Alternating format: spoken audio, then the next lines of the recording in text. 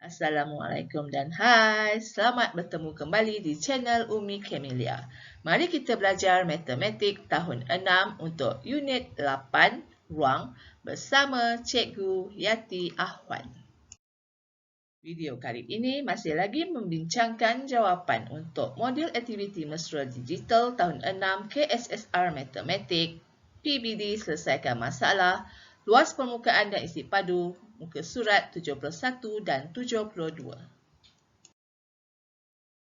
Soalan 1. Rajah di bawah terdiri daripada sebuah kubus dengan isi padu 8 cm padu dan sebuah kuboid yang mempunyai luas tapak 30 cm persegi. Tinggi kuboid adalah 5 kali tinggi kubus itu. Ini adalah rajah yang dimaksudkan, di mana yang kecil ini adalah kubus dengan isi padunya ialah 8 cm padu. Okey, dan yang besar di bahagian bawah ini adalah sebuah kuboid yang mempunyai luas tapak segi empat yang berlorek ni adalah sebesar 30 cm persegi. Tinggi kuboid juga kita boleh ketahui jika kita tahu berapa isi ataupun panjang untuk kubus ini, kerana ia adalah 5 kali tinggi kubus. Okey, jadi untuk menghitung isi padu bagi kuboid itu, kita mula-mula haruslah dapatkan berapakah ukuran panjang, lebar dan tinggi untuk kubus. Okey, kita tahu untuk mendapatkan ukuran panjang, lebar dan tinggi, kita boleh gunakan maklumat di sini yang diberi, iaitu kubus isi padunya adalah 8 cm padu. Dan kita juga maklum bahawa rumus untuk menghitung isi padu kubus sama dengan panjang darab lebar darab tinggi. Okey, jadi kita masukkan ataupun kita buat kaedah cuba-cuba, di mana kita mulakan dengan 2 cm panjang. Kerana kita tahu kubus ukuran panjang, lebar dan tingginya adalah sama. Dan kita masukkan nilai, kita cuba dengan 2. Okey, 2 darab 2 ialah 4, 4 darab 2 ialah 8. Okey, dapatnya kaedah pertama ataupun percubaan pertama telah berjaya dan kita dapat ketahui di sini, ya, panjang, lebar dan tinggi untuk kubus ini adalah sama dengan 2 cm. Okey, jadi sekarang kita boleh hitung tinggi kuboid. Mana kita tahu tinggi kuboid ialah 5 kali tinggi kubus. Okey, tinggi dia adalah 5 kali tinggi kubus. Tinggi kubus pula ialah 2 cm. Jadi tinggi kuboid ini adalah 5 darab 2 cm. Okey, sama dengan 10 cm. Okey, sekarang kita dah dapat, kita boleh hitung isi padu untuk sentimeter padu kuboid tersebut. Di mana rumus untuk isi padu kuboid adalah sama dengan rumus isi padu kubus, iaitu panjang darab lebar darab tinggi, dan kita masukkan nilai. Okey, di sini kita tak perlu nak bersusah payah fikirkan berapakah panjang dan lebar untuk kuboid ini, kerana telah diberi luas tapak 30 cm persegi. Luas adalah sama dengan panjang darab lebar. Jadi kita masukkan saja nilai yang telah ada untuk mendapatkan isi padu kuboid, iaitu 30 cm persegi yang telah diberi dalam soalan, darabkan dengan tinggi kuboid yang kita dapat tadi, dan isi padu kuboid adalah sama dengan 300 cm padu. Soalan kedua. Rajah di bawah menunjukkan sebuah kuboid. Isi padu kuboid itu bersamaan dengan isi padu bagi 30 buah kubus yang bertepi 4 cm.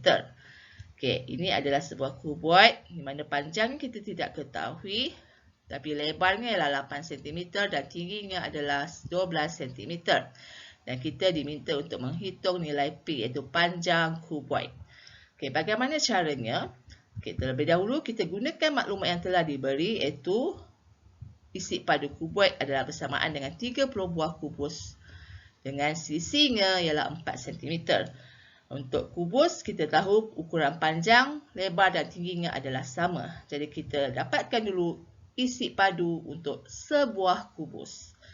Okey, kita gunakan rumus panjang darab lebar darab tinggi. Kita masukkan nilai yang telah diketahui, iaitu panjang tepinya ialah 4 cm. Okey, sama dengan 4 cm darab 4 cm darab 4 cm. Sama dengan 64 cm padu. Okey, sekarang dimaklumkan dalam soalan, isi padu kuboid ini bersama dengan 30 buah kubus. Ini adalah isi padu untuk 1 kubus. Jadi kita hitungkan pula isi padu untuk 30 buah kubus. Iaitu dengan mendarabkan isi padu yang kita perolehi tadi dengan 30. Ya. Dan kita akan dapat jawapannya 1920 cm padu. Ini bermaksud isi padu kuboid adalah bersamaan dengan 1920 cm padu.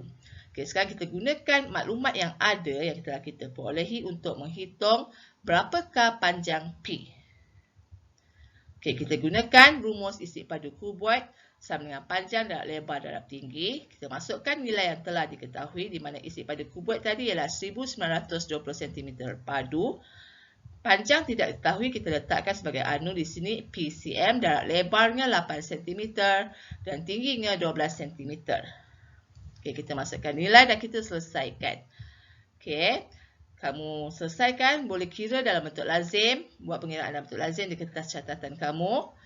Kemudian kita tinggalkan ataupun kita pindahkan anu, itu nilai yang kita hendak cari nilainya di sebelah kiri persamaan sebab lebih mudah untuk kita selesaikan. Okey, jadi sekarang PCM darab 96 cm persegi sama dengan 1920 cm padu. Okey, yang darab 96 ni kita gerakkan ke sebelah kanan persamaan. Okey, bila darab dibawa ke sebelah kanan, ia akan menjadi songsangan dia iaitu bahagi. Jadi tinggallah PCM di sini sama dengan 1920 cm padu bahagi dengan 96 cm persegi. Okey, PCM sama dengan 20 cm. Ini kamu selesaikanlah dalam bentuk lazim, ya. Dan satu lagi tips, jika katakan kamu keliru dengan simbol apa yang hendak diletak, padu ataupun persegi, kamu boleh abaikan tapi pastikan jawapan akhir kamu mempunyai unit yang tepat.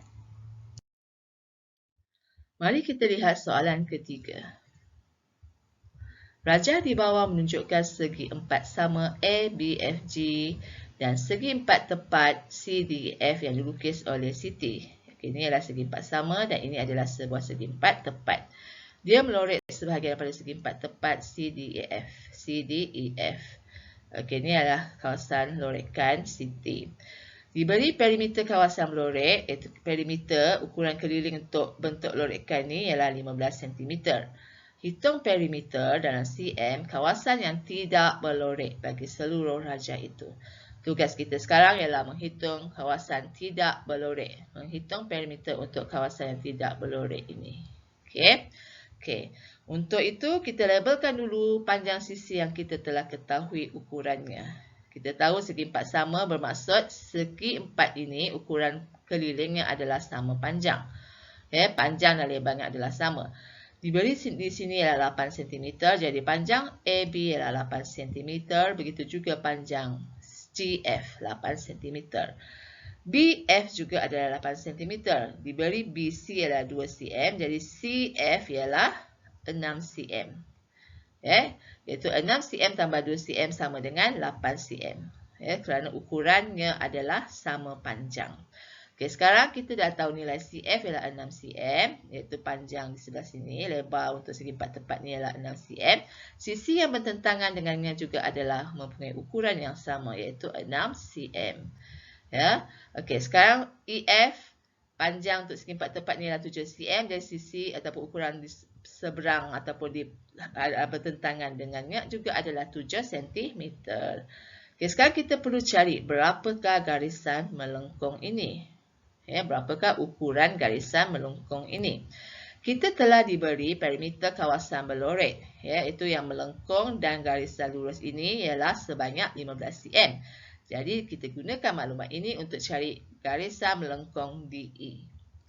Okey, kita gunakan perimeter yang telah diberi iaitu 15 cm dan kita tolakkan dengan ukuran panjang DE iaitu 6 cm. Dan kita akan tahu ataupun kita perolehi ukuran melengkung ini adalah bersamaan dengan 9 cm.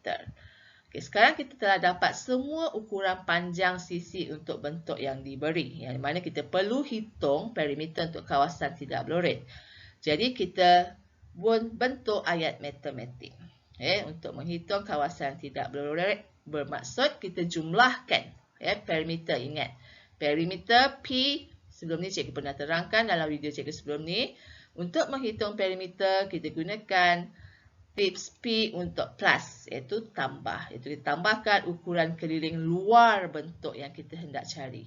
Luar bermaksud CF ni kita tidak perlu masukkan. Okey, jadi kita bentukkan ayat matematiknya. 8 cm tambah 8 cm tambah 2 cm, itu BC ni, tambah 7 cm tambah 9 cm yang melengkung ni, tambah 7 cm tambah 8 cm. Sama dengan 49 cm. Maka jawapan untuk nombor 3 ialah kawasan tidak blurip mempunyai perimeter sebanyak 49 cm. Okey, mari kita lihat soalan keempat, iaitu soalan terakhir untuk slide video kali ini. Okey, rajah di bawah menunjukkan bentangan bagi beberapa bentuk 3 dimensi. Okey, ada 1, 2 dan 3. Okey, yang ini kita tahu ia adalah sebuah silinder dan ada 2 bentuk bulat. Yang ini semua ukuran sama panjang dan kita tahu jika semua ukuran yang sama panjang dan ada 6 segi 4 di sini, ia adalah sebuah kubus. Dan jika ukuran yang berlainan, panjang, lebar dan tinggi yang berlainan ukuran, ia bermaksud ia adalah sebuah kuboid. Okey, tengok soalan A. Nyatakan bentuk 3 dimensi bagi bentangan 1. Okey, jika soalan nyatakan, kita hanya perlu nyatakan jawapan. Dan kita telah tahu tadi, bentangan 1 ia adalah sebuah silinder. Maka murid-murid, nyatakan saja jawapan. Tuliskan saja jawapannya silinder. Okay, mari kita lihat soalan 4B pula. Ya, dengan menggunakan rajah yang sama. Okay, sebelum tu kita nampak di sini ia adalah sebuah kubus. Kena hati-hati di sini. Ukuran 3 bentuk segi 4 sama ni ialah daripada hujung ke hujung ni ialah 9 cm. Jadi kita kena tahu satu sengatan ni berapa nilainya, kita bahagikan dengan 3. Jadi untuk panjang, lebar dan tinggi kubus ini ia adalah berukuran 3 cm. Di sini kena hati-hati dan di sini juga 6 cm ini untuk 2 segi 4 tepat. Jadi jika nak bahagian 1 dia punya ukuran, kita bahagikan dengan 2. 6 cm bagi 2 ia adalah 3 cm. Mari kita lihat apa kehendak soalan B. Berapakah beza isi padu antara bentuk 2 dan bentuk 3? Bentuk kubus dan bentuk kuboid. Beza isi padu. Okey, jadi kita hitung dulu isi padu 2, iaitu sebuah isi padu kubus. Ya. Dengan menggunakan rumus panjang, darab lebar, darab tinggi. Ya, rumus ni perlu dihafal dan diingati oleh murid-murid. Kemudian kita masukkan nilai yang telah kita ketahui tadi sama dengan 3 cm darab 3 cm darab 3 cm dan nilainya adalah 27 cm padu. Setelah kita mengetahui isi padu kubus, kita cari pula isi padu untuk bentuk bentangan 3, iaitu isi padu kuboid. Sama rumusnya, panjang darab lebar darab tinggi. Masukkan nilai yang kita ketahui sama dengan 7 cm darab 3 cm darab 3 cm dan kita akan dapat ia adalah bersamaan dengan 63 cm padu. Okay, ingat, kita perlu mencari beza. Jadi kita kira bezanya. Beza isi padu antara kubus dan kuboid ini iaitu 63 cm padu tolakkan dengan 27 cm padu sama dengan 36 cm padu. Alhamdulillah, jika murid-murid telah dapat menyaksikan, menonton sehingga ke slide yang terakhir ini bermakna anda adalah seorang murid yang rajin. Tahniah. Ingat, barang siapa yang berusaha, dia pasti akan berjaya. Dan matematik perlukan latih tubi yang berterusan. Jumpa lagi di video PDP yang akan datang. Bye, selamat belajar.